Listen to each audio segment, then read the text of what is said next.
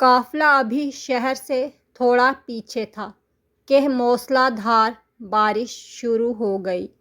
اونٹوں پر لدا ہوا سامان تجارت جو کہ کھجوروں اور اناج پر مشتمل تھا بھیگنے لگا۔ بارش سے محفوظ جگہ پر پہنچتے پہنچتے آدھا مال بھیگ چکا تھا۔ منڈی میں پہنچ کر تاجروں نے مال اتارنا شروع کیا۔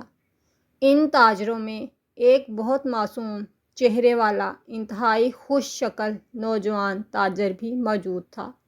اس نوجوان تاجر نے جب اپنا مال اتارا تو اس کو 2 حصوں میں تقسیم کر دیا۔ خشک کھجوریں اور خشک اناج ایک طرف رکھ دیا اور بھیگی کھجوریں اور اناج علیحدہ کر کے رکھ دیا۔ جب خرید و فروخت شروع ہوئی تو نوجوان تاجر کے پاس جو خریدار آتا وہ اسے بھیگے مال کا بھاؤ کم بتاتے جبکہ خشک مال کا بھاؤ پورا بتاتے۔ گاہک پوچھتا کہ ایک جیسے مال کا الگ الگ بھاؤ کیوں؟